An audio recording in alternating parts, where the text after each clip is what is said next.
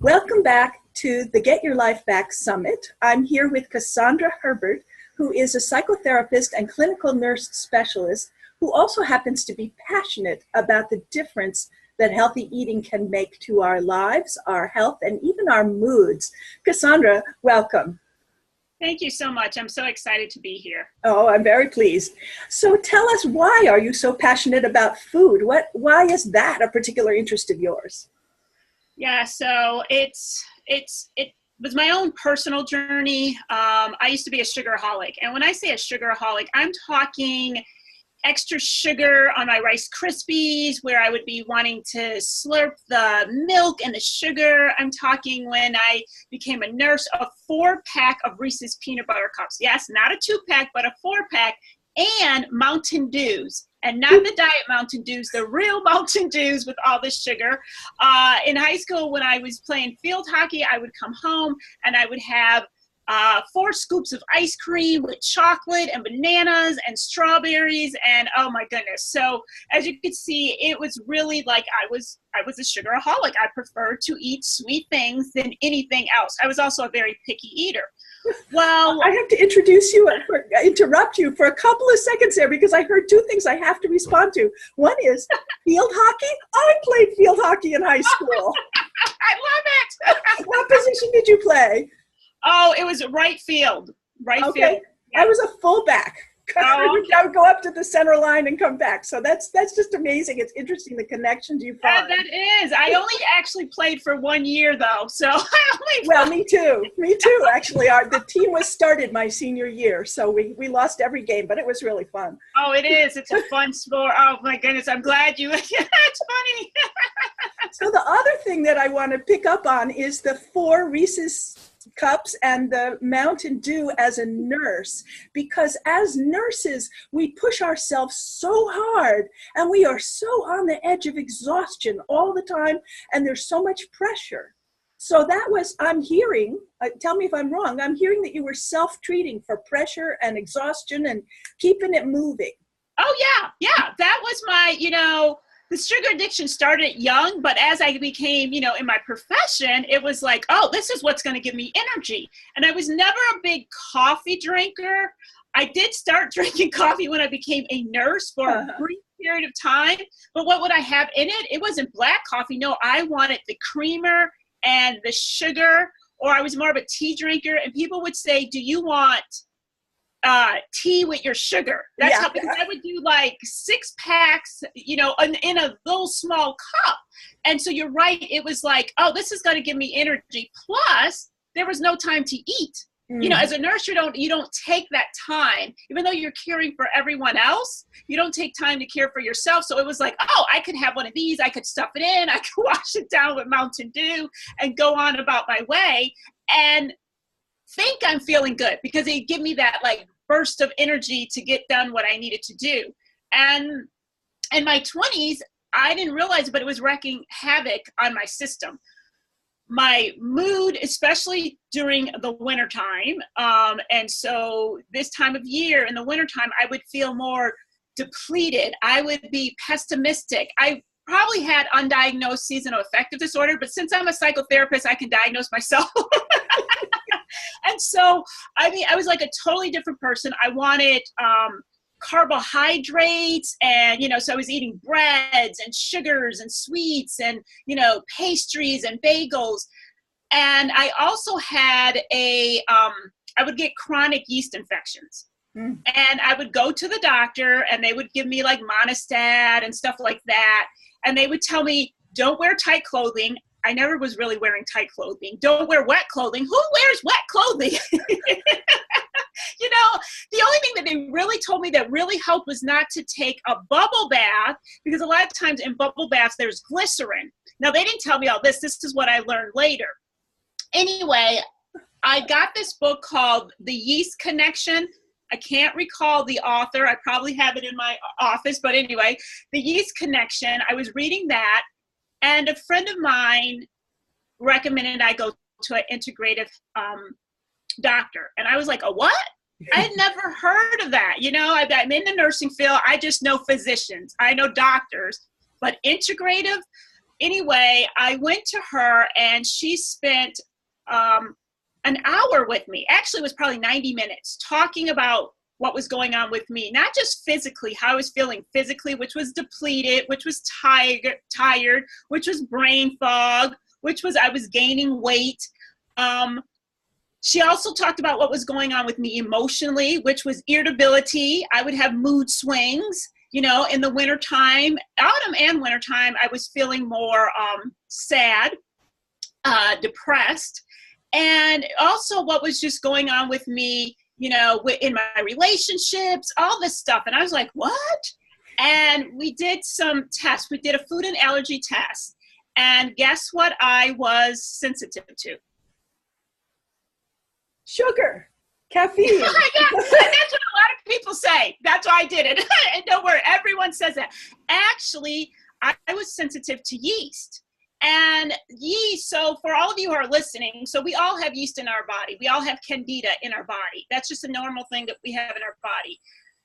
Sometimes it overgrows. And so this Yeast Connection book talks about the overgrowth of candida. Well, candida in our system, which is in our gut, in our microbiome, in our gut, it grows by feeding off of sugar.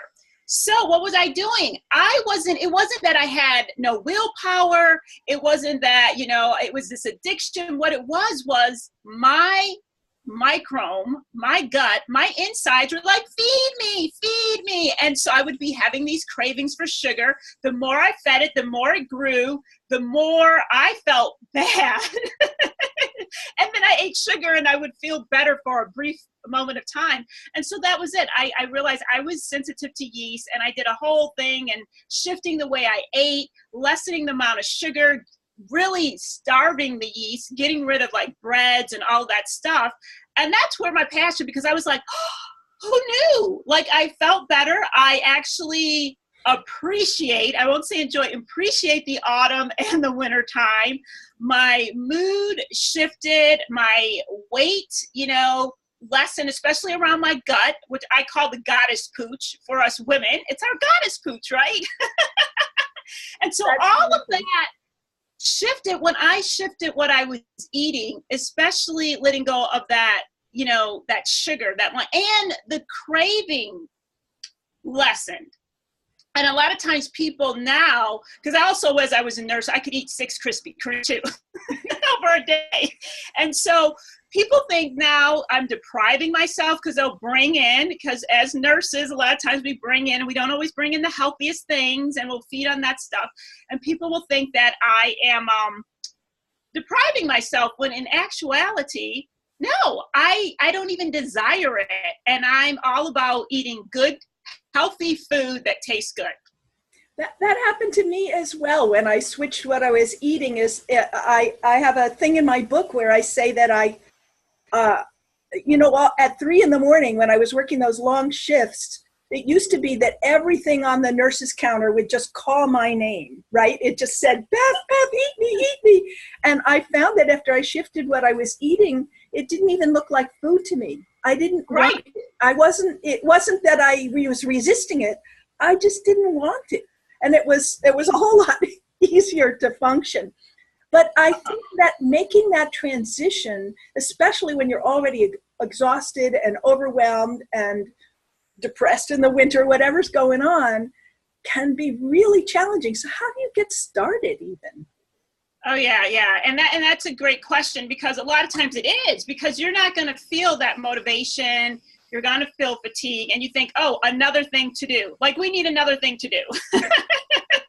No, we don't. And a lot of it is just recognizing. And so my thing is, when I'm working with clients, is to crowd in the good.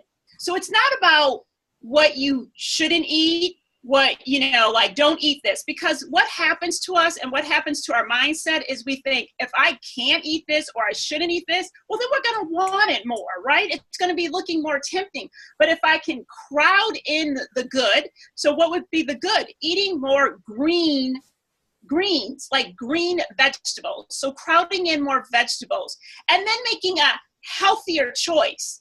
So that could be at breakfast time, instead of having that bagel, You know, you might have a smaller bagel, but add on like almond butter or something like that, like a protein. And then you might have a smoothie, or start out with a smoothie that has greens in it. So where it's already that you're going to have a breakfast, smoothies are like the number one things because they're fast, they're on a go, right? You can just put it in. It's what I do. I put it in my NutriBullet. I, press it. I pour it in a to-go glass, and I drink it as I'm going wherever I need to drive to. And it is so much easier. And you can just add greens. You can still have some fruit in there, but add some greens like some spinach or some kale, or even if, say, you don't want to do all that, if you want to make it even simpler, get a nice green powder. Just make sure you read the ingredients and make sure they don't have any like stuff that you don't know what it is in there, because then and make sure it doesn't have sugar in it, because if you add a banana or you add blueberries or something like that, you're already getting some sugar. And then you get that, and and you can add some protein, and I'm telling you, it gives you sustained energy. It is a quick, easy thing to start, and you don't feel like it's something else to do. And and because you're having that sustained energy, and it tastes good, and it lasts for, like, you're not having that like 11 o'clock lull, like you're like, where's my coffee? Where's my whatever? You actually feel like, oh, I can go another couple hours before I even have lunch. You're going to want to do it more. And so it's going to energize you in a sustained way. Cool. So I want to pick up on a couple things there. One is, when I first heard about putting greens in smoothies, I was horrified. I thought that was the weirdest, most disgusting thing I'd ever heard of. And a friend of mine had to have me taste her smoothie that she'd made that morning, which was awesome. And then to accustom my husband to them, what I discovered is that baby spinach is incredibly smooth and almost sweet. And it's like the gateway drug to harder greens, right? So that's something that a little trick that I learned. And then the other piece is, I've discovered that building a whole lot more fiber, whole foods into breakfast makes the morning a whole different experience. So I wondered if you could talk about that a little bit, and especially in terms of the microbiome, which you mentioned before. Yeah, yes. And that is so good. And you're right. That I always tell people spinach, because you don't notice it. And if you get the baby spinach, you are so right that you don't even know it's in there. You could trick somebody. I mean, they might look at it, it always turns it green. So they might say, what's that green? And you just be like, oh, just try it. You're right.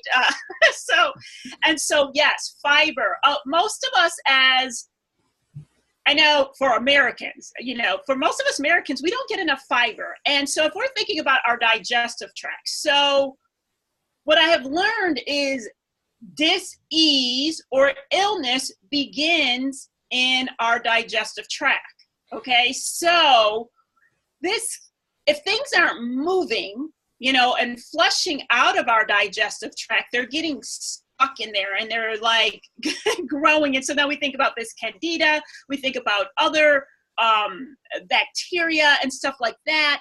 And we should be having at least daily bowel movements. All right. Nurse talk. I love it. Okay. Yeah. And it's like, in fact, this is another thing, is like, really know your stool. Really get to know it, because it's going to tell a lot about your health. And you can actually look up, I think it's, I don't know, I'll send you the link, Beth, but it's on the internet, and it talks about your stool and how it looks and what can be going on with you if your stool is like hard and clumpy, and how it should look. I think it starts, it's not Briggs, but it's something like that. And it's like Briggs stool. Well, let's put that in the comments so that if someone wants to read up on that, they can. I wonder if you could talk about the the changes in mood from changing your microbiome a little bit? Yes. So that's a good question. And so, so the changes, before I do, I just want to say with the fiber, just so people know, because they might have, is you want to at least get like, 30 to 40 grams. You want to make sure you're getting plenty of fiber. So that's just reading. And if you're adding spinach, and if you're adding some fruit, you could add some flax seeds, some hemp seeds. You could get protein with extra fiber in it. Add that to your smoothie. Like Beth was saying, start your day out like that. Get the things moving. Flush your system from what's been laying there overnight. Get that out, and that's going to help you through your day, and it's going to release toxins and help you to get less like colds, less flus, less sickness, and help you to feel amazing and help you to release some weight. Because a lot of times, all the above. Yes, let's, toxins love fat, and so the more fat we have, the more that those toxins are getting accumulated. And so just the easy trick, add more fiber, and so the other thing is, with our mood, so a lot of times toxins. So when we're not moving things, where our liver is our powerhouse to release toxins out of our system. Amazing. So anything, and our bodies are amazing. So I don't say all this stuff to like depress anybody and think, oh, what I'm saying is you have an amazing body. And by giving it the foods and phytonutrients that it needs, it is going to help you to continue to feel amazing and do amazing things. And so this liver, our powerhouse of getting toxins out, we need to support that. We also need to support our kidneys. So we think about our kidneys and our GI. Now, when we don't support those, or we're doing like toxic things like sugar, not that yeast is bad. I'm not saying that yeast in food is bad. What I'm saying is when we have an overgrowth of it, or we're eating non-foods, foods that are made in a factory so that you become addicted to it. So that, when you shop on the perimeters, I'm sure many of you've had this, shop on the perimeters, get fresh fruits and vegetables, or even frozen. Frozen is really good too, because they pick it and then they freeze it. And when you do that and you're eating a whole foods diet, then what you're doing is feeding the healthy bacteria in your stomach, that microbiome that wants, so those phytonutrients. The other thing is, so a lot of you probably heard of probiotics. Well, you can get more healthy bacteria and feed the healthy bacteria so that it can help you look and feel better and improve your mood, is to eat like things like fermented vegetables, sauerkraut and kimchi, kombucha, but you have to watch kombucha because sometimes it has a lot of sugar in it. So you look at how much sugar's in it. So kombucha, kefir, even yogurt, but get the yogurt that's the plain yogurt and then add some blueberries to it. This is going to feed your healthy bacteria in your stomach. And guess what? Then you're going to have less toxins. The less toxic you are, the less likely you're going to be feeling depressed. Because when you have that toxin overload, it does move up into our brain. We think about the serotonin. We have more serotonin in our gut than we have in our brain. So, and that's a whole other thing. You can eat foods that are rich in tryptophan that breaks down into serotonin that actually boost your mood. So all of this stuff, who knew? I never knew this until I started studying like that food could actually really make you feel good, sustainable. Because I know sugar makes you feel good for a short period of time, but then you don't feel too well. So in the last few minutes that we have, I have two more questions for you. One is, you haven't mentioned blood sugar yet. And for me, one of the things that's really helped my mood and helped my appetite is increasing the amount of fiber in my diet, because my blood sugar doesn't do that wild roller coaster thing. And so I'm very curious sort of what you have to add to that as well. Oh, yes. And that's my favorite thing. I love helping people balance their blood sugar. I've actually taken a course as an insulin-resistant practitioner training, because a lot of us, so you might look at this and you might shut it out because you're thinking, I'm not diabetic. What is Beth and Cassandra talking about? I don't have any history of diabetes, none of that. No, listen closely. Neither did I. And our blood sugar is so instrumental to our mood and energy. And the thing about it is, so I encourage all of you, if you haven't done so, to get your A1C checked. A1C checks your blood sugar over a 3-month period. Whereas when you go get your blood sugar, every time I went to go get my blood sugar, it would be showing that I was low. In fact, in college, I was like hypoglycemic. I was diagnosed hypoglycemic. So if you think about hypoglycemia, it's like where your energy, so your blood sugar goes up. So you're feeling good. You got all these energy because the blood sugar has gone into your cells and has been released, and you have all this. But then it goes down, and mine would go way down, and then I would feel tired, irritable. Oh my goodness, so irritable. and I would start feeling fatigue, and then I would want more, something like a carbohydrate, a simple carbohydrate, to give me more energy. So the A1C tested over 3 months. Well, when I got mine tested some years ago, and this was after I got off of sugar, I was actually insulin resistant. And it's where your cells, your red blood cells, become resistant to bringing glucose into the cell. And then I'm wanting more glucose to give me the energy. So when you can start having that balance by, like what Beth was saying, adding more fiber, also fat. Healthy fat, because you go, oh no, fat has got such a bad name. But guess what? In the 80s or late 80s and stuff, when they took out fat, and fat was like, shame on fat, get rid of fat, what were they adding? Sugar to make it taste good. So when I talk about healthy fats, this is avocados. Another thing that you can add to your smoothie. And like Beth, when she was talking about those greens, it took me a while to wrap my brain around an avocado in a smoothie. I was thinking avocado guacamole. It just didn't. But now it's really good. It makes it thick. I'm getting that healthy, the healthy fat.